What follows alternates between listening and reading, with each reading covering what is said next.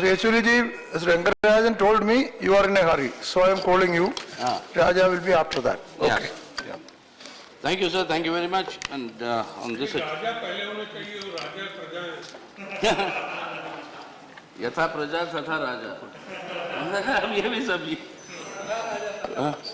उसने उल्टा कर दिया। But you will have to wait to listen. Yeah. Time बराबर दीजिएगा राजा को।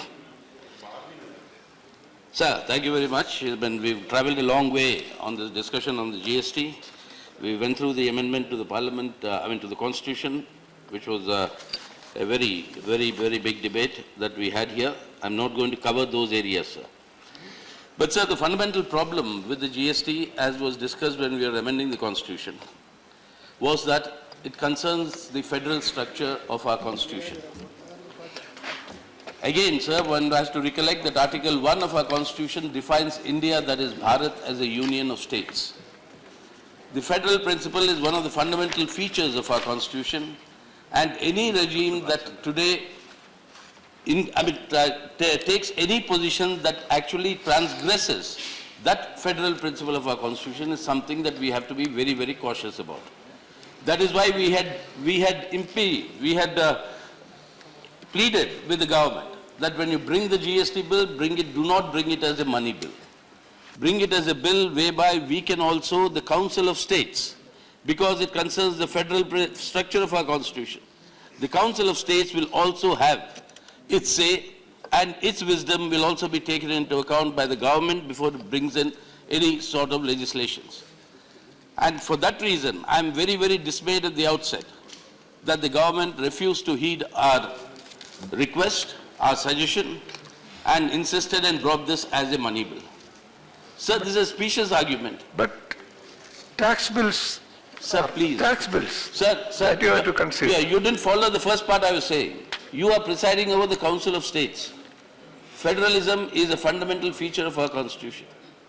Any regime that incurs or restricts the federal structure of our Constitution is of concern to this House. As the chair, you must protect that concern. Now, if that concern is going to be, in my opinion, trampled upon, I have a right to take that opinion here. Okay, no problem. Yes. So from that point of view, it's not only a tax thing, sir. Any bill, you are much more senior than me and you have served as ministers. Any bill that is proposed in the Parliament will have a financial statement at the end. Any bill.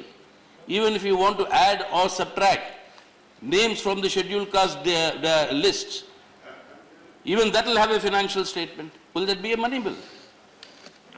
So don't extend the logic to a very, very specious level, sir. So therefore, my first objection is that by doing so, you have robbed us of a right, which I am seriously concerned with many other things. It is connected with a larger issue. My friend Mr. Praful Patel, I think, is going to celebrate his birthday, no? Huh? Oh, there you are. You're celebrating your birthday in the last row. So, he referred to one country, one grid. Now you have a situation where you're talking of one country, one tax. Is it really your birthday? In that case, you inform when is the birthday, we will. Okay. Oh, it's gone. Okay. Sir, I know. And not only is he maintaining a distance from me, sir, what the leader of the House said, but he's also maintaining a proximity to somebody else. that is also very clear. That is also obvious. Proximity to this side, eh? No. To his neighbor right now, sir. Also a very good friend of mine, but Okay. that's a different matter. But anyway, sir, the point why, sir, I have very, very serious concern about this whole concept of one nation, one tax. One nation, one grid is what my friend Praful Patel talked of. No, we have one nation, one election. One nation, one language. One nation, one religion. One nation, one culture. Sir, is that the federalism we are talking of? One nation, one food. One state. One nation, one food, or whatever. Sir, please understand, in India we have multiple identities. You forgot one. In communist countries, one nation, one political party. No, and listen to me. But in that political party, unlike yours, Mr. Jetley, in that political party, unlike yours, Mr. Jetley, there are always differences of opinion. And we don't go by one leader. That is, and again, one nation, one leader. Sir, these are ominous developments. These are very ominous developments in the background of which this GST bill has come.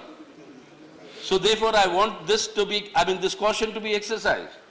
So that is why I am saying anything of this nature which restricts on the revenues or the powers of the state, that is something that concerns this House Council of States, and therefore that cannot be approved by any other body other than our concern and our consideration.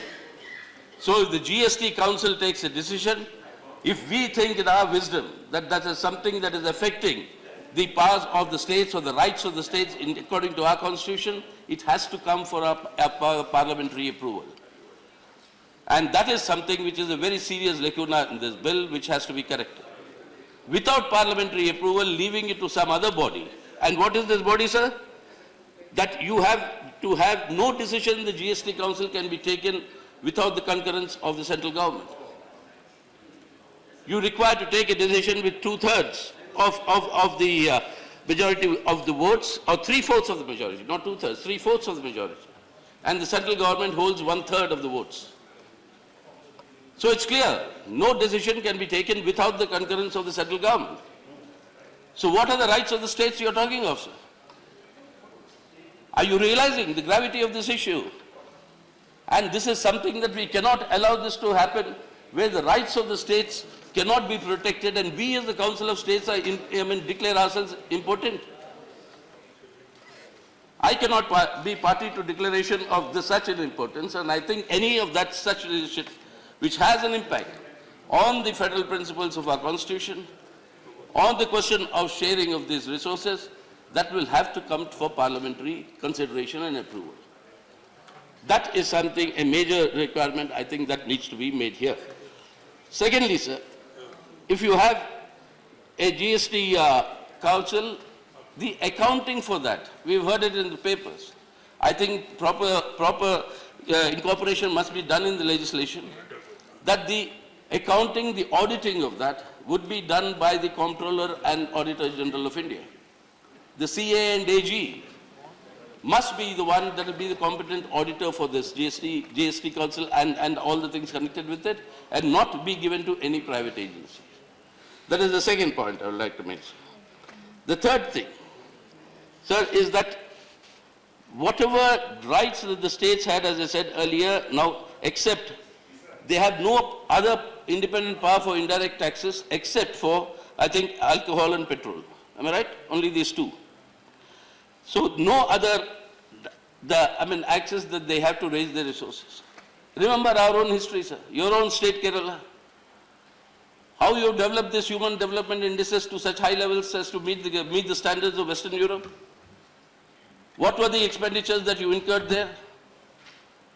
On the basis of resource mobilization that you have done there? Take the state of Tamil Nadu. When they introduced the midday meal scheme, when the rate of literacy jumped dramatically from 56% to 83%. That was done through imposition of certain indirect taxes in the state so that resources could be collected by the then MGR government. Now all that is gone. So what is that autonomy that the states are left with? Yes, you will have a state GST, some mercy. That was done when we amended the Constitution. We got the thing that will be done. Therefore, this entire principle of the federal structure, I am beseeching this House that not to ignore this aspect, and this will have to be taken care of, and the GST Council decisions will have to come for our consideration and approval. Yes. Number. Yes. Second thing, the next thing, sir, is that the clear understanding that one nation, one tax, an indirect tax. An indirect tax, by definition, is a burden on the consumer.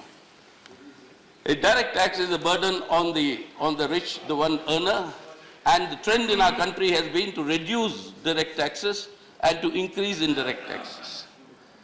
A higher level of indirect tax means greater burden on the consumer. And inevitably, it has happened in all the countries that introduced the GST, immediately there is an inflationary spiral. And this is something, if you want to contain the consideration of the tax structure is extremely important. And that has to be properly done, sir. And now, I think we have generally what is called the revenue neutral rates of you have between 12 to 24%. The economic advisor Arun Subramaniam gave 12 and 18%.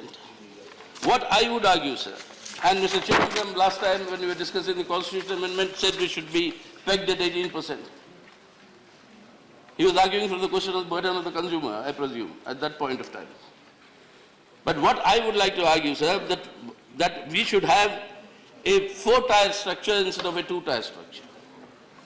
And that is something the Parliament would have to recommend to the government to consider in the GST Council. That you will have a range of 35 to 40% for luxury products, and the low rate must be between 4 to 6% for like edible oil, sugar, etc. And the 12 to 14 and the 18 to 20 would be for the intermediate rates, for the intermediate majority of the consumables. This is something which will have to be done in order to ensure that the luxury goods do not get exemptions of taxes and their prices fall, while the essential goods prices rise, which will be imposing greater burdens on the people. So the consideration of a 4-tier rate structure, that will have to be ensured, sir. The other thing which is there is the center-state financial relations, the central GST, this interstate GST, and then you have the state GST.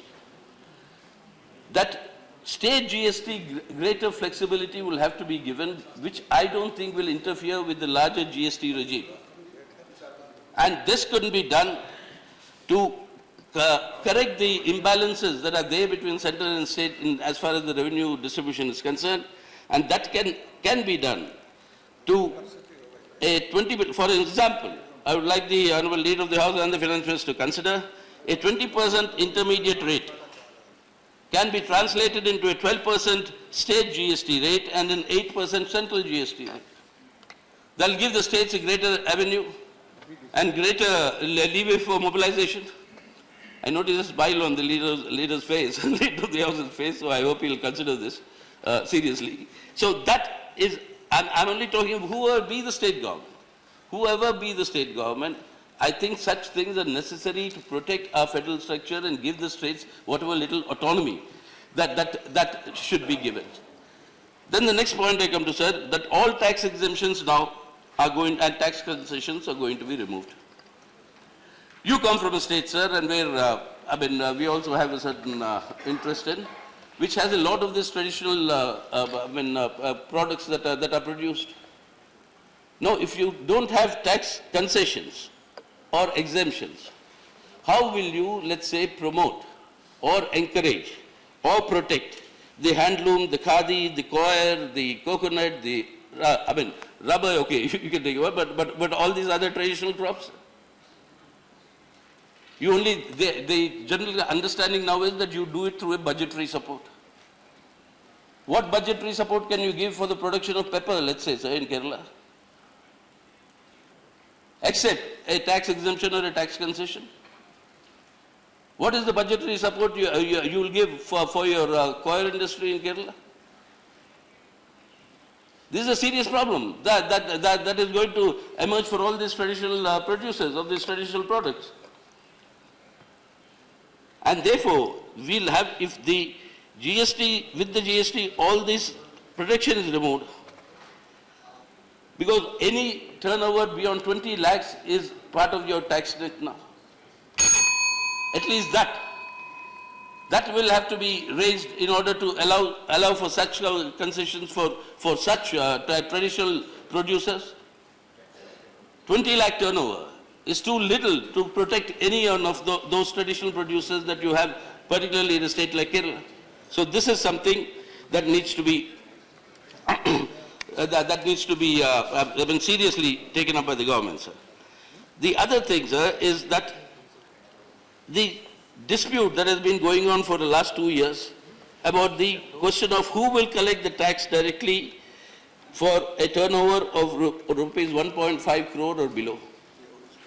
The states have so far been were doing it. But now with the GST, that right for the state government, I think, doesn't exist any further. So this is a matter of serious concern that is going to affect the interests of the states. So therefore, for Okay. all these considerations, sir, that I would say that one, I'm just summing up, so one, Parliament cannot be ignored and bypassed. Council of States has a responsibility. Two, the auditing will have to be done by CA and AG. Three, the rate structure should be 4. And the entire question of the of protection for the traditional producers, that must be ensured. And in that sense, all that other issues that have to be done can be worked out the moment the GST Council's proposals also come for our consideration and our approval. Therefore, sir, I am urging this thing. In the urge to go towards a one nation of everything, from one nation to the, one nation, one election, one nation, one tax, one nation, etc., etc., etc. Let us not forget that the essence of our constitution is our federal structure, one of the essences. So keep that in mind. Keeping that in mind, we have moved certain amendments, sir. When the time for the amendments come, then of course I'll take them up. But I think we want the House to seriously consider the amendments that we have moved and understand the merit of the points that are being made here. Thank you, sir. Thank you very much. Thank you very much, Sri Sitaram Yechury.